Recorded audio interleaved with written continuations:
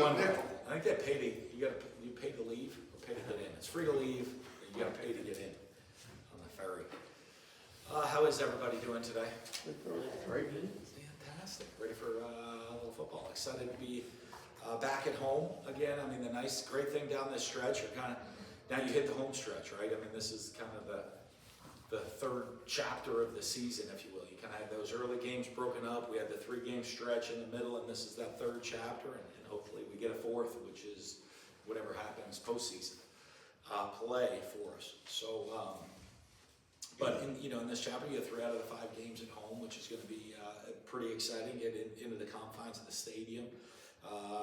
Get that home field support, home field advantage. A lot of people to show up, so to cheer us on. I know our last home game, right? We kept it entertaining. It was against the Air Force, but you got into the fourth quarter of that game. We're making a comeback. I mean, the place was rocking. It was loud, and that's the type of home field advantage we need from Rebel fans and everybody in Vegas to come out and support us and create a great home field advantage. Playing an excellent team, New Mexico. You look at them. They have a first-year coach, but he's a winner. He's won where he's been. They continue to win. Very physical football team. Some great running backs. Quarterback is able to make plays with his legs, but also with the great running game they have. Make throws with his arms. They'll play. They have another quarterback that's going to come in to create issues for you with a running quarterback. So a lot of different personnel groups, a lot of different formations, a lot of different things going on with their offense to be able to score points. And then you watch them; they are an excellent defensive football team. They have the ability to cause you problems. They're very sound, big and they're physical, really good linebackers. You look. When you sit and say, boy, their middle linebackers like a coach on the field. Well, I mean, kind of is. The coach's son sitting right there in the middle, getting it all directed, all lined up, everybody where they need to be. And they're able to get you behind the chains, and then they're very dynamic pass rushers can come on the field and cause problems. And you look, they're a battle-tested team. They've been in a bunch of close games, found a way to win, played some really good teams that found a way to win. So it'll be a great challenge. Should be a great game, an exciting game on Saturday afternoon. Questions? Wait for the mic.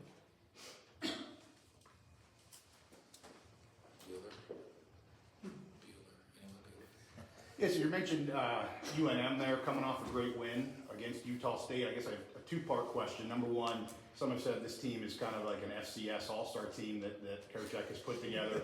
And they're playing really well. Do they kind of offer any specific challenges outside of what you already said? And my second question is, you both played UCLA. Is there anything that you can get out of those games and tape against a similar opponent? Yeah, you watch and we study it, of that way. But you look at the team; they're very similar to us, right? They did not have a ton of returning starters. I think one of the benefit, he brought some guys with him. So some of their leaders know the system, right, if you will. They know what they're doing offensively, defensively. They kind of have a background into even the routine of being there. But they've brought in a lot of good football players. That part of it. When you look at, you have the different crossover games that you see, whether it be in the league. At this point in the league of the year, there's enough that you're getting to see who they are, who we are a little bit as a team, So as you look at that, like I said, the problems that they cause, all the different variations of offense that they're going to throw at you with some really good football players and an ability to control tempo, right? If you can run the ball, you control the tempo of the game. And then they're one of the better defenses in the league. They're a pretty stout group on defense, especially statistically, they're even better. Coach, 5 games in 5 weeks. Just talk about how this momentum will help you, the consistency you want to see defensively. Yeah, that's a change, isn't it, right? Like, didn't I see your show the other day? Like, holy cow, there's no game this week again, right? Yeah. So I think it is. I think it'll be good for us to get into a really good rhythm over the next 5 weeks. And for us, having the bye week, look at some things we've done well and poorly, making sure we're making corrections. Everyone's a unique challenge. That's, you look on both sides of the ball, and it is different, the variety of the league. The last team. We're up in Boise against a very good explosive offensive team, very big physical running team. Before that, you're playing the triple option. This team playing multiple quarterbacks coming at you with different athletes, a lot of different, and then, they'll snap it with running backs, people, all kinds of different people taking snaps is a kind of a different style of offense. So, one of the things, and I hope we're that way too. I hope our offense causes challenges, and the same thing, we got to make sure our defense is causing challenges for other people as well. On that side of the ball of getting us where we need to be and making sure that we're trying to help dictate the game on the defensive side of the ball as well. What's the biggest takeaway, Coach, from the Boise State game, and maybe one positive and then one negative? Yeah, the negative, we lost, right? I mean, that's a pretty easy one right there. I think our guys are obviously, you're disappointed in how we lost the game. I think, when you go and you study the film, it's pretty easy, why we lost the game, and that's all of us. That, and it really, it starts with me overseeing the whole thing, of watching. We watched it together as a team, and I'm like, hey, that was on me. That was a bad call. Hey, I should have done this in this situation. But really, for the guys, for everybody, to kind of point out where the errors were in the game. I think the positive is I think everybody in the building looking at it and taking the ownership of it. Because if you don't take the ownership, it's hard to improve, right? And I think that is the biggest one. And so that's why I think when I started the meeting, I started all with me. I said, here's some errors. Let's go through some of my errors in the game. Some things that, could have done differently, within our preparation, that I have us ready for this situation and that situation, could have called better plays or managed the game a little bit differently.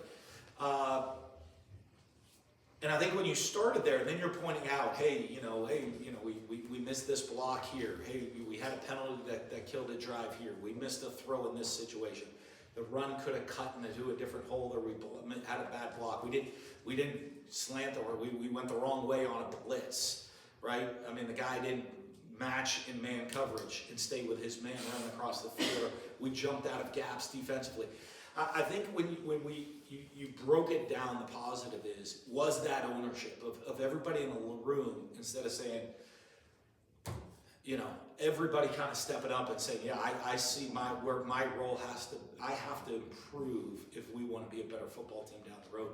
I think that was a huge positive off of everybody of really just getting to see it, own it. Now, hopefully we improve off it. You know what I mean? Like I told her, we can either say it wasn't my fault and point the blame somewhere else. Well, then it's probably not going to be a good 5-game stretch. We could do nothing.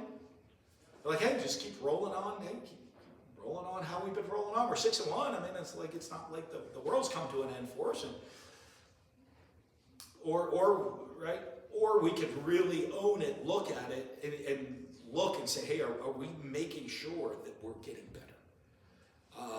And you can't get better without owning and really seeing the areas where we did make mistakes. And hopefully it's that, because then you have a chance to continue to become a much better football team. Defensively, when things aren't going well, is it ever a case of kids overthinking instead of instinctively playing and kind of getting worried about if the yards are coming and it's just not working out? Yeah, I think it's a lot of things. I think, the yards, I don't think the guys pay a ton of attention with the yards more than results, because we've had some creating turnovers, some big plays defensively, more into the points and the scoring, when we need to stop in certain times of the game. But you hit it. I mean, there is a lot of that where, and it's not really thinking, it's more instead of guys trying to make plays instead of doing their job.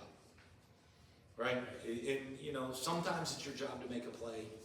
Sometimes it's your job to just sit in the gap and eat up your gap. Even if you're blocked, eat up your gap, and it's going to bounce to somebody else, and they're going to make the play. And I think a lot, especially when you're in a first-year defense, for the guys, of where, with the amount of variety we've seen, right? From, for the whole year so far. Right, from a run and shoot team to really you're not sure what you're getting for a couple of games, right? to triple option, to the power run with all the different formations. When you know, I think the one issue for some of our guys, when you don't have that wealth of knowledge, like if you are, like, it's not knowledge, not experience, that kind of, the comfort of doing it so many times, right? I mean, Paul took over in the middle of spring. So, I mean, really just kind of taught a couple of things to finish spring, so the teams really had a training camp to kind of learn, and they're going against our offense. And so, hey, our offense doesn't run the triple option. Our offense, you know, we're not a lot of 13 personnel all over the, like, so, holy, and then this is new, and then that's new, and then, you know, hey, there's a 2 quarterback system in now. How do we fit, like, just when those little variations start to hit, you have guys that are sitting there saying, okay, and I'm just supposed to be in this gap and not do anything else, and all of a sudden somebody else was like in the wrong gap, right? Like I always laugh, to put it a good way. If we make a mistake, whether offensively or defensively at practice, well, hey, run that play again at practice. Okay? One guy made a mistake. We run it again. A different guy makes a mistake. And I'm like, you just did it right. It wasn't you. He's like, oh, well, I'm trying to make a play. The other guy made a mistake, so I'm trying to cover for him. Like, well, no, the next time he didn't make a mistake. He was right where he's supposed to be. We made the play. We don't need you to do that. And that, you know, that kind of a learning, these are younger guys too, but that's part of us in teaching, of making sure that everybody trusts and understands where they're supposed to be and do what they're supposed to do and how they're supposed to do it. And you see that defensively, like sometimes where guys are, you know, trying to make plays when they don't need to. You know, just be where you're supposed to be and it'll all work out. And all of a sudden, once you jump out of the wrong spot, the play goes where you're supposed to be. You know, then the next play, the guy's like, well, he wasn't where he's supposed to be. I'm going to go cover. Well, now he was where he's supposed to be, and it went somewhere else. Right. So that's kind of but you know, in the end, you know, I mean, that's coaching and teaching, which is completely on me and the team to make sure, you know, I don't get upset at guys for trying to make plays. We got to make sure we coach and teach the right way so they understand everything where they need to be. Coach, going into the season, a lot of talk on the defensive side of the ball is about how this system requires a lot of communication. Yep. Where have you seen those lapses in communication at points this year, and how do you kind of simulate that outside of a game situation like this 2 weeks leading up to this game? Well, like we said, it is the experience of all of that, of making sure we're communicating. And some of the lapses have come with some communication, you know, and I think, again, it just gets into that, I mean, you guys probably heard me say, like the 2+2, right? 2 + 2 is 4. Didn't take much thought, I don't think, for anybody in the room, right? But the square root of 5,642, that might take a little bit of thought, right? So we have to make sure defensively we're simple enough, but the communication aspect of when a play's called, we're not like, okay, you know, there's 11 guys that know, and like, hey, they're in this front, this is one where the communication said, bang, we're ready to go, everybody knows exactly where they need to be. You know, that comes in a lot of places, and I talked to a lot of guys, I mean, I talked to all our guys, right? That was it the 10,000 hour rule, right? I mean, if you want to be an expert or something, you got to do it over 10,000 times. Well, you know, we're at time like maybe 1,000, and we're a long way from being experts. So we got to teach it, rep it, communicate it, walk it through over and over and over, and then you got to understand when a variation comes in a game. Okay, I'll guarantee you this. I mean, New Mexico is going to come out with blitzes they haven't shown before, right? Defensive movements they haven't shown before, a coverage they haven't shown before, okay? A formation they haven't shown before, a motion they haven't shown before, a pass play and a run play they haven't shown before. So there's going to be variations. Like, it's not like, oh, well, let's just walk through what they've done over and over. It's our ability to really understand what's going on, where the 2 + 2 is 4, I'm here, okay, well, now they made here how I'm adapting to the different variations that we haven't seen in a walkthrough, but to make sure we're confident and still doing what we're supposed to be doing. We're following our rules and executing that way. I think that's a huge part, and hopefully, you know, we mixed up some things, tried to do a lot of different looks during the week, in the bye week, so that it builds more confidence for the variations that we're going to see down the stretch. Got a question about Anthony Calandria. So I think it's been said, maybe one of your first calls when you took this job.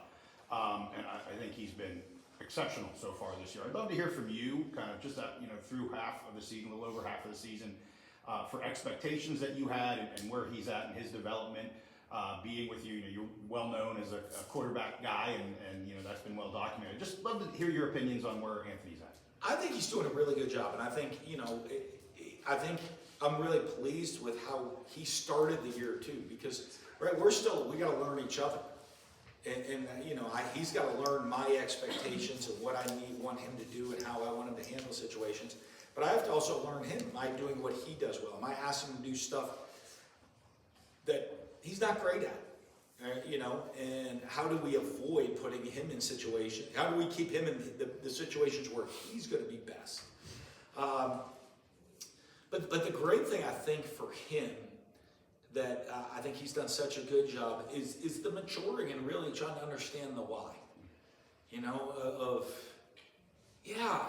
Hey, check it out in that situation right there. Don't try to make the big. He said, but really understanding why it's important to just manage through the course of the game. I think everyone sees it.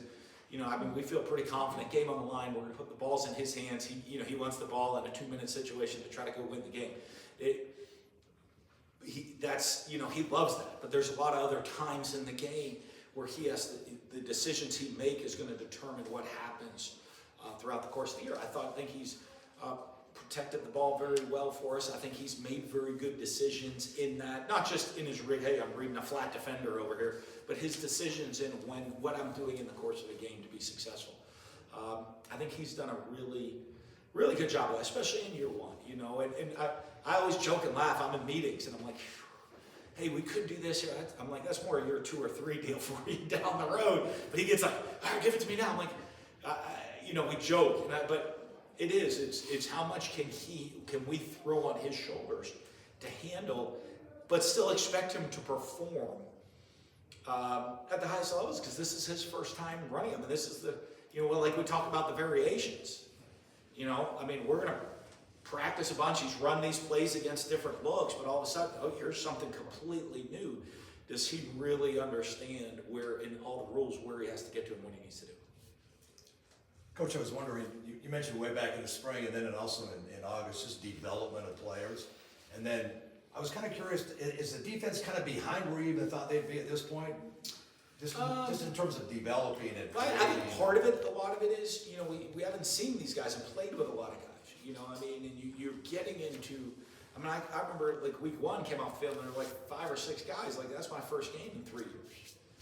I haven't really played much in the last 3 years. And so I think it's as much us finding what our strengths and weaknesses are, right?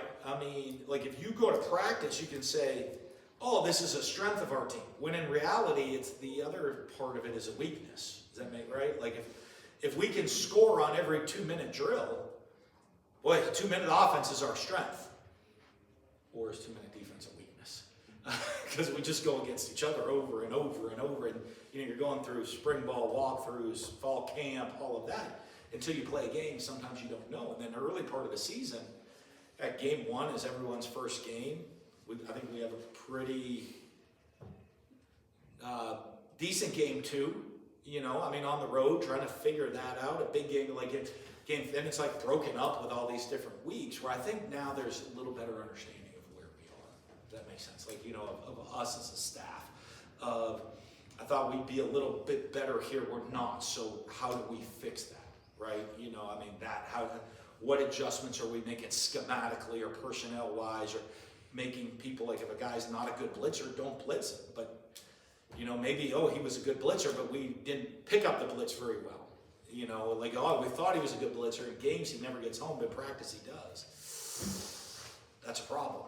And so it's us now with this last bye week, with having 7 games under our belt, having a better understanding where everybody is.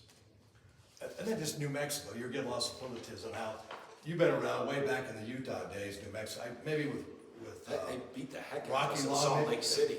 Well, I was going to say, they were good back in the day, so you might with Rocky Long and all that. but then there was just a big dry spell. What's the resurgence from New Mexico? Kind of like you guys, you get all these transfers? I think it's just a different world of college football, right? And I think the one thing, you know, I mean, probably over I always believe this now, like in probably the last 3 or 4 years, right? I mean, since I left, I mean, that it is immediately your team, right, as a coach. And Coach X has done a great job, won everywhere. That's not like, hey, I inherited this. Like, I inherited good, bad, I got to change things. I mean, in today's world, day one, that's your team. Look, I mean, our whole new roster, right? I mean, we have very, very, very few players left here for us, but it's my team day one, his team day one. So I think that part of it's different for us. The one thing I'm going to learn, I don't know, like stability, like what's our stability? Hopefully we have some stability in starting back up in January. I don't know, we might have to go get another whole team, new team again. That's still the part that's learning. What I do think is coaches coming in, and that was my understanding coming in, I'm sure it was his going there. You're not taking over what's happened in the past. This is your team day one. What you do is what you do moving forward. And he's done an excellent job of that. Like, I mean, if you say they brought in some really good players, some good competitors, they play really hard. And that team has become his team day one. And I think that's today's college football. Like it is. Like, you know, I mean, anybody that's been hired in the last couple of years is already saying, oh, the cabinet was empty, the cabinet was full. Like, it's your team, day one. You know, I mean, and you just go with it, and it's what you do. And he's done an excellent job with that team in the first year of building that roster. And what they've been in the past is really irrelevant. You mentioned earlier a willingness to take a look at personnel adjustments. Well, in the 2 deep this week, 3 deep at a lot of these positions. Bryce Edmondson bumped up to the 1 line and linebacker. What goes into a decision like that? Well, you know, unfortunately for him, he's played really well. He's been hurt. You know, he got hurt early in fall in camp in spring ball and didn't come back until week 4 of the season. You know, I give him the benefit. There was discussion of should he redshirt. You know, you know, and sat down with him and the family, and they're like, hey, we think you're going to help us, and he's like, all right, let's roll, and you know, he really has. You know, I wish he would have been able to stay healthy, and we had him the whole year. He's really, you know, coming back of a guy that missed most of spring. We brought him into play, and he missed most of spring, and you know, and then couldn't even get reps until, you know, week 3 of the season. So there was some strong reaction about the defensive performance at Boise, and some people went after Paul Gunther, including some in the room. But there were a lot of the fans were really angry and are asking for changes. Is that a good thing that UNLV football fans have these expectations, or a sign that maybe expectations around college football are crazy right now? Well, I mean, when you see that on the national stage as well. It's part of the deal. I love that it's important to people, right? I mean, I think that's really good for our program. I think the expectations of winning are really good for our program. I can tell you, like, nobody wants to win more than the people in this building, right? Nobody are more invested than the people that are here in this building with their time, with everything they do, the sacrifices they make to go win. And, you know, I mean, obviously, I don't think anybody's pleased with the performance, right? And it's in that game. But again, there's a lot of different things you can go point your finger at that happened in the course of that game that I evaluate. I'm not going to get into it or give advantages to anybody and tell you this is exactly what every little detail that went wrong. But we get to see those. We get to address those. We get to talk about those. We get to figure out the solution to fix that. You can go the week before, right, and the same thing. But, you know, I mean, you're talking about 2 offenses, too, that are pretty good offenses that we've faced, right? I mean, they both average a lot of points per game. I think the great thing in the program is, if for us, is I've yet to see anybody say, hey, that's this specific. If you ask offensive guys what happened the last game, they're pretty pissed they didn't score more points. That's the reaction I want. Not, hey, they didn't, you know, we scored 31, shouldn't we win the game? Yeah, you would hope, right? But more, you'd hope you would, right? It's just like, hey, but, you know, it's not, hey, you know, the offense offensive guys are saying we didn't score enough, the defensive guys are saying we gave up way too many. That's the reaction, not vice versa. Like, hey, why didn't you stop them more? Hey, why didn't you score more? That's when issues can come about. So hopefully we'll see. We'll see a practice with this week. Hopefully we get some things fixed. But again, you're playing another very good offensive football team. So we're going to have to make some adjustments. We're going to have to, if we want to win a game, we're going to have to score a whole bunch of points and play well and in all phases. We can't give up non-defensive touchdowns too, which we've given up several times.